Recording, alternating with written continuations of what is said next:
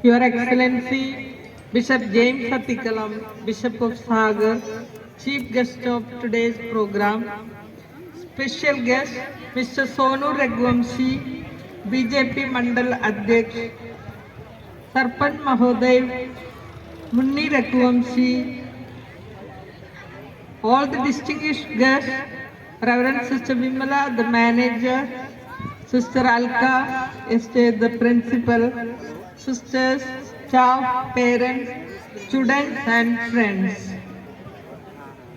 I am very much delighted to be here in your midst on this beautiful day of the annual function of Balak Yeshu Convent School, Naisarai. First of all, I express my heartfelt congratulations and admiration to our students for your beautiful performance on the stage with varieties of inspiring programs.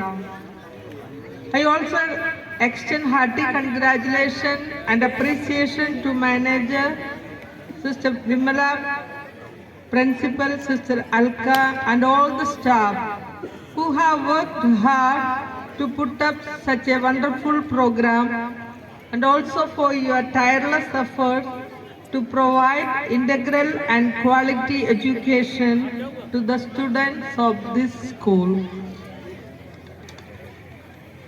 प्रिय अभिभावकों, आज हम बड़े ही आनंद और हर्षोल्लास के साथ बालक येशु कॉन्वेंट स्कूल के प्रांगण में उपस्थित हुए हैं।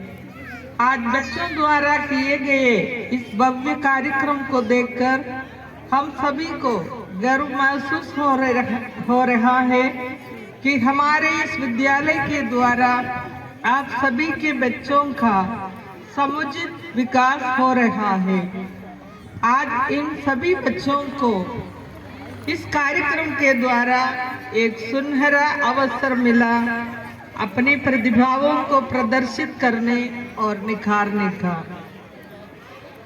आज बच्चों की इन विभिन्न प्रस्तुतियों के माध्यम से हम सभी को ग्रांड्स डे वर्ष, दादा दादी को आदर सम्मान देना, स्नेह भावना प्रकट करने का अनूठा पाठ सीखने को मिला है। शिक्षा का मुख्य उद्देश्य बच्चों के मन मस्तिष्क से अज्ञान रूपी अंधकार को मिटाकर ज्ञान रूपी ज्योति प्रज्वलित कर उन्हें प्रकाशित करने का है, जिससे वह हमारे समाज व देश को भी प्रकाशित कर सके। स्वामी विवेकानंद जी ने शिक्षा के विषय में कहा है कि विद्या का मतलब है कि चरित्र का निर्माण, बुद्धि का विकास एवं मानसिक ताकत जिसके द्वारा हर बच्चा अच्छे और बुरे का फर्क समझकर भारत का अच्छा नागरिक बने। साक्षरता पाने से बच्चा पढ़ा लिखा बनता है, लेकिन शिक्षा पाने से चमकती ज्योति जैसे व्यक्तित्व का विकास एवं जीवन में उन्नति प्राप्त करता है। इसलिए माता पिता और शिक्षकों को बच्चों की आवश्यकताओं तक सीमित नहीं रहना चाहिए, बल्कि बच्चों के सर्वाधिक विकास के लिए ईमानदारी, प्रेम, दयालुता, परोपकारी, भाईचारा, देशभक्ति आदि गुणों को अपनाने में उन्हें सक्षम बनाना चाहिए। आधुनिकता और तकनीकी के इस युग में अक्सर माता पिता के पास बच्चों के साथ बिताने के लिए समय का अभाव रहता है।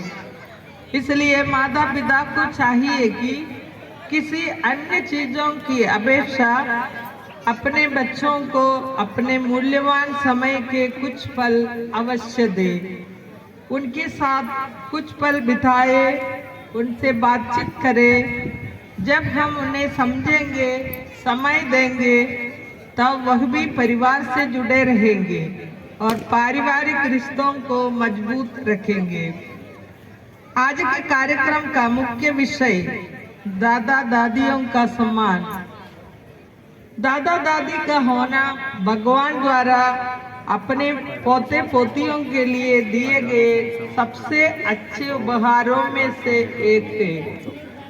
वे हमें जीवन के मूल्यों और संस्कारों की शिक्षा देते हैं। वे हमारे लिए प्रेम और समर्थन का स्रोत होते हैं। वे हमें अपने अनुभवों से सिखाते हैं और हमारी गलतियों को सुधारने में मदद करते हैं। दादा दादी किसी भी परिवार की सहायता प्रणाली है। परिवार के सभी सदस्यों को उनका सम्मान करना चाहिए और उनकी बहुमूल्य शिक्षाओं को स्वीकार करना चाहिए। लेकिन दुनिया में कई तरह की प्रगति एवं बदलाव आ जाने से मानव के स्वाभाविक जीवन में भी बहुत परिवर्तन आ गया है। आज इस आधुनिक युग में माता पिता के बूढ़े हो जाने पर उनके बच्चे उन्हें बोझ समझने लगते हैं और उनकी देखभाल करने की अपेक्षा उन्हें आश्रम में छोड़ देते हैं। ये प्रथा आज के इस युग में बढ़ती जा रही है। इस अस्नेही व्यवहार को तभी बदला जा सकता है जब माता पिता अपने माताओं और पिताओं के प्रति दयालु बने, आदर और सम्मान की भावना प्रकट करे, उनके उम्र का ख्याल रखे और उन्हें ढेर सारा स्नेह प्रकट करे।